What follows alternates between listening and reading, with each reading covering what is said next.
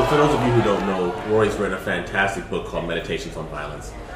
I read it. I love it. Yeah. Mine's signed. Yeah, I'm very happy awesome. about it. I'm a fanboy. But you've obviously worked in a lot of dangerous situations, and being, we're talking about bouncing here in Oakland, California. When I bounced, I always prided myself on being a cold-blooded judge of character, that I could read people and figure out what kind of person they are before they came into the bar, hopefully preventing from having further problems later. I know you've dealt with a lot of dangerous characters. Are there any qualities or traits of sociopathic people or people that cause violence that start to be indications for other bouncers on there, things to be able to look out for, things to be aware of, things to notice this behavior before they get into the bar and have several drinks? Ooh, the early stuff. Couple things, and yeah, sorry, guys, switch my head because we've been talking about pre-salt. Take your time. It's all good. Sorry, I took for a loop on that. No, because it's not a loop. It's just like we've been thinking short term here, and you're thinking a little bit longer term. Probably the thing that I look for most is clothing is always a choice. No one gets dressed accidentally in the morning, so they pick it out. When they pick it out, it's either clothing or costume. And the distinction in my head is costume to send a message, clothing is because it's required. So to that extent, a uniform is actually not a costume because you don't get to pick it. Okay, that makes sense, yeah. Okay, in cold weather, parka is not a costume, it's just clothes because you need it. Okay, but almost everything else is a costume. So the question is, are they trying not to be noticed or are they trying to be noticed is the next division. So the ones I look at most dangerous ones trying not to be noticed. It's the people trying to blend in, and in footwear, how well they can move in it. It's designed to look good versus it's designed to do it. Whether it's designed to conceal stuff. With footwear, picking out dress shoes as a fighter is just such a different thing than the average person picking out dress shoes. Yes. Yeah. That's right. Well, a lot of clubs won't even allow you in with sneakers and stuff like that. You make sure you have to have a blazer and shoes. That makes a lot of sense. Yeah. Whether you spend a lot of time in costume, look at different ways to conceal weapons. So that's the thing. The other thing with the stuff, the body language, when they're one of the things I pick out to watch is when the body language is contrary to everyone else.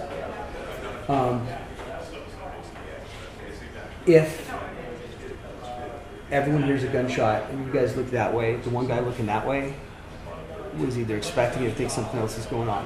If you hear a gunshot and the person looks at his watch, it's a cop. Yeah. That's he has to fill out the report. What? Because he's thinking about the report already. Yeah. So it's one of those when people yawn and one person doesn't. Yeah. How they move and flow with the group. Because a psychopath, sociopath, whatever, doesn't take those cues and respond to it. The truth is they blink less. Yeah. And some almost they have to remember to blink. And they stare. They'll stare at you. Just more as a general, they'll just be starers. And you'll be like, what? That guy's either extraordinary confident. The hard eyes. The hard eyes has always been a good indication for me.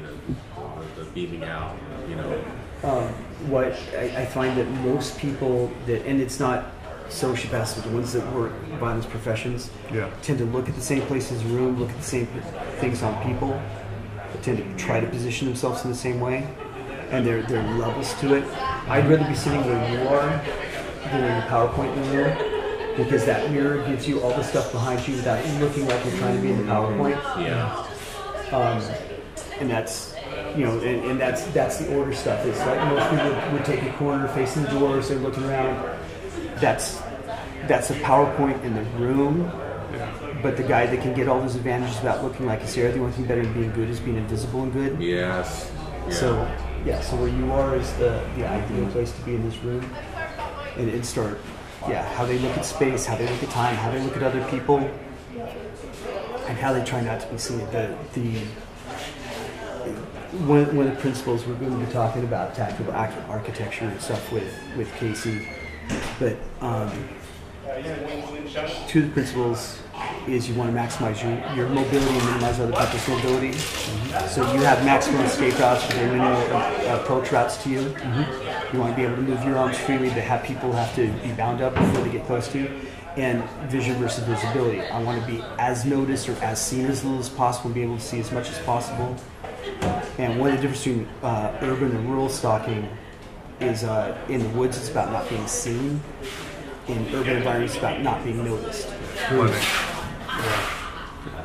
Because as soon as you're trying not to be seen, someone's going to see you somewhere. There's too many eyes. Yeah. And with the costumes, it's like the dread sends a message, and it can make it easier for people to pigeonhole you.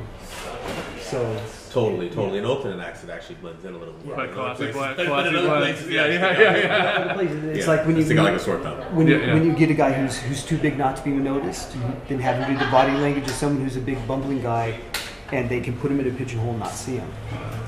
It's if you're going to be seen anyway, then you have to get pigeonholed. Yeah.